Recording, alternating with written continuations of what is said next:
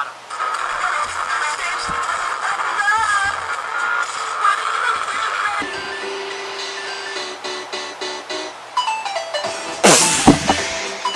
Ladies and gentlemen, welcome back to the channel. If you haven't already, be sure to kick that like with a jaw. Punch that subscribe notification and ring that notifications bell like the match has started. And yes, just like I promised, I am finally back on YouTube after, I think it was like 4 months, maybe 5. I have no idea, but I'm finally back. I just, it's centered. There we go. Anyway, guys, I'm finally back on YouTube making videos, and I'm so happy about all the support I've been getting. And let's just get underway. Today we are going to be doing the NXT review. Later I will be doing the AEW review, so be sure to look for that. But anyway, the April 15th edition of NXT was a big chance for the Black and Gold brand to get back on track. And with NXT TakeOver canceled, the company needed to start pushing towards their next big show. And then they started contributing to build some of the NXT's biggest title matches. Like Finn Balor battled Fabian Aichner, or whatever his name is, as a statement to the leader of the Imperium and NXT UK champion, Walter. But yeah, and Adam Cole called the Velveteen Dream out to meet him in the ring after repeated attempts by Dream to get under his skin of the NXT champion. Cole finally gave him a chance to speak face to face. Matt Riddle also put the NXT Tag Team Champions on the line against the Undisputed Era's Roderick Strong and Bobby Fish, but he was walking without Pete Dunne. He needed to find a temporary partner. And Charlotte Flair was expected to find her first challenger for the NXT Women's Champion, which is Io Shirai. And the interim NXT Cruiserweight Champion tournament has also begun after the departure of Lio Rush. Because, Lio Rush, he just left. Never really got anything on, except he won the Cruiserweight Champion, but then he got released. Nobody really cared about him. But it had much to deliver, promising a very big show, despite it a very limited roster. So, without further ado, guys, let's get into it. Our first match is Finn Balor versus Fabian Aichner. A way for Finn Balor to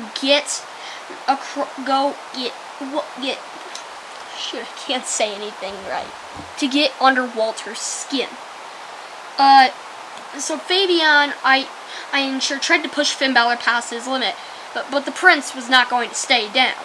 Despite a competitive showing in the help of Marco Bartel, Aichner was no match for Finn Balor. A corner drop kick set up the coup de grace into the 1916 for the win. As a result, Balor defeated Aichner by pinfall. The grade, I rate it a B-, because cowardless shows offer lacks of energy, and this certainly lacked a needed energy. However, Aichner was talented and athletic. He made the most of the opportunity of what he was given, and this went long when it did to. But it was good for what it was.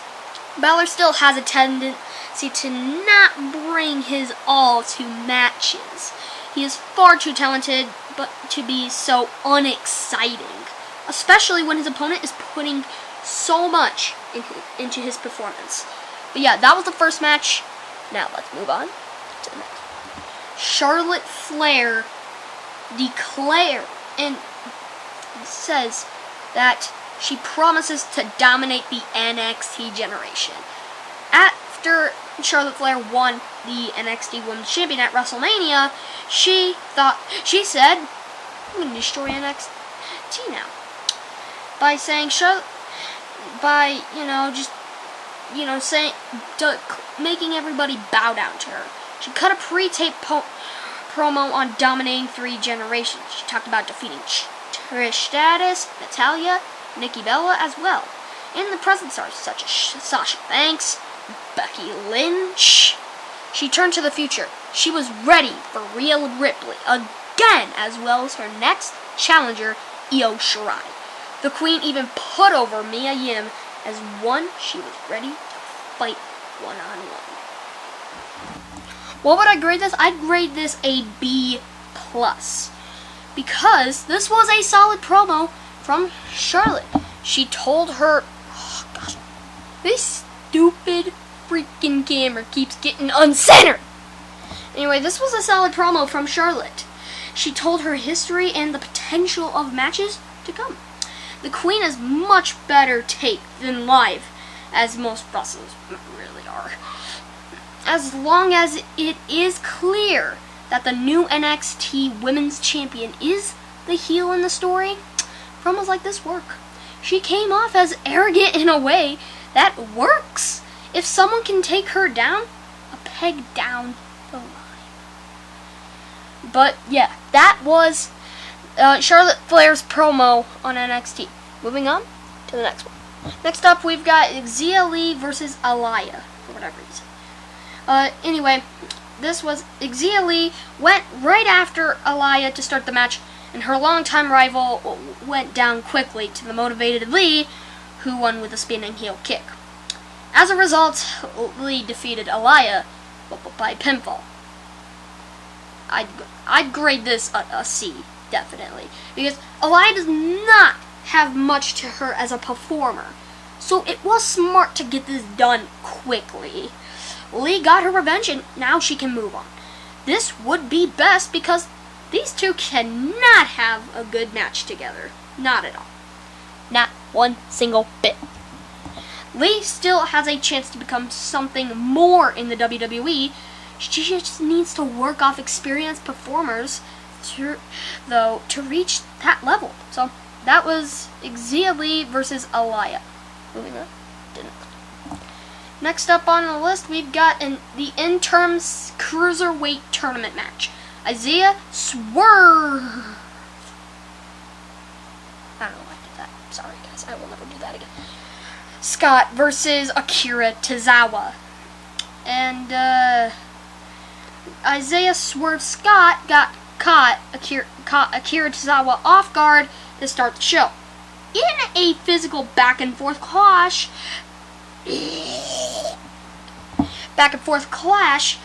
Tozawa built himself back up for the moment until he hit a diving senton for the win. Afterward, he was interviewed and promised to win the NXT Cruiserweight Champion again. So, as a result, Akira Tozawa defeats Scott by pinfall, making what I would grade it, a B. Why? This was a solid matchup between two very talented stars.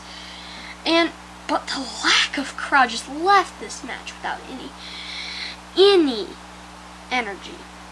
This is better than the short matches without booking behind them that WWE has been doing. But it was hard not to feel the empty arena sometimes. Tozawa has been talented, but he lost so much steam with his debut on Raw. He needs wins like this. However, Swerve should be the favorite in his group, as the loss feels like a mistake this early. So that was the Cruiserweight interim match. Isaiah Swerve Scott versus Akira Tozawa. Moving on to the next one. Next up on the list, we got Tegan Nox versus Raquel Gonzalez. Raquel Gonzalez dominated Tegan Nox throughout this match, but the Welsh superstar refused to give up. Dakota Kai tried to get involved. Shody Blackheart laid out Kai, and the distraction allowed Nox to... Wait, you're never going to guess what the ending was. Never. Try and guess. You're not. Oh my god, you did. You're totally correct. That's right. She rolled up Gonzalez for a 3 count. If you've been subscribed to me for quite some time. You should know I hate it when a match ends in a roll. I grade this a C- because despite all the story behind it, this was not much of a match. It was too one-sided, and Gonzalez has the size to be imposing in the NXT. But she needs to open up her moveset to be interesting. Nox needed this win, and she's still one of the NXT's strongest assets. But she needs to be built up to the moment. With her repeated losses to Dakota Kai, who still has not managed to move up herself, the two seem stuck waiting for a real opportunity. And that's my analysis of that match. Moving on to the next one. Next, Keith Lee has explained the sacrifices he made just to become a star. In a pre-taped interview, Keith Lee explained why he had to steal his own car to head to a wrestling show. Despite his father's reservation, the NXT North American Champion fell in love with wrestling, and it has led to this moment where he is the biggest star in NXT. What I would grade this is a B+, because Lee made a noticeable impact in NXT this last year, but it is a good idea to humanize him. He is easier to root for when understanding his struggles with the family. He may play a role of a larger-than-life personality, but it's even better to know that he is human. He is someone who struggled to reach this point. It makes his ascension all the more impressive. So that was my analysis of the Keith Lee promo or interview, whatever you want to call it. Now, moving on to the next one. Next up on the list, we got Dexter Lumis taking on Tahita Miles. Tahita Miles tried to walk into the ring with confidence, but Dexter Lumis took any emotion out of his face very quickly. He choked him out with the Anaconda Vice. Anaconda Vice. That's shoot. The Anaconda Device for the win. As a result, Lumis defeated Miles by submission. What would I grade this? A C+. Lumis has not stood out so far in the NXT. This squash match was surprisingly memorable. This dead-eye stare from Lumis as he dominated and choked out Miles really worked. It made him feel truly dangerous. Miles has been getting his name out there, and at least even if he is being used as an enhancement talent, maybe he can use this to his advantage. That was my analysis on that match. Moving on to the next one. Next up on the list, Finn Balor interrupts the Velveteen Dream after Adam Cole is a no-show. As Adam Cole renegaded on his word of appearing, airing another pre-taped interview where he said no one was worthy of a shot at his title. Velveteen Dream called Adam Cole the greatest NXT champion of all time before promising to get what was his. Finn Balor took offense to Dream's words. He challenged the likely #1 contender to a match. Dream happily accepted for next week. What would I rate this? I'd grade this a B+, because this was a surprisingly fun segment, even after NXT didn't deliver on Cole as promised. Dream cuts a strong promo at all times, and he worked well off the Prince's anger. Balor and Dream have never wrestled before. They could have a fascinating match together, and perhaps the Dream can bring more personality out of the Prince. And that was my analysis on that match. Moving on to the next one. Next, the NXT Tag Team Champions match. Matt Riddle and Timothy Thatcher. That was his replacement partner. Versus the Undisputed Era. Pete Dunne announced in an interview that Timothy Thatcher would be replacing him as Matt Riddle's tag team partner for the night. Thatcher was not sure how to handle the original bro, but he was willing to give him a chance. Roderick Strong and Bobby Fish made sure to isolate Riddle to avoid Thatcher. Behind the barricade, the camera caught Dexter Lumis watching intently. Thatcher got back into the match and made Strong tap out to the full Fujiwara armbar. Or however you say that. As a result, Riddle and Thatcher defeated Strong and Fish by submission. What do I grade this? A C+. Why? Because this was a weird way to debut Thatcher. He's a talented performer that was supposed to be a big signing. While debuting in an NXT main event is very impressive, doing so in an empty crowd with no build did not land despite good work in the ring from the debuting star. The match was fine, though the work of Thatcher was more memorable than anything else. He does not have the typical look of a top WWE guy, but NXT has been good about giving talent their due.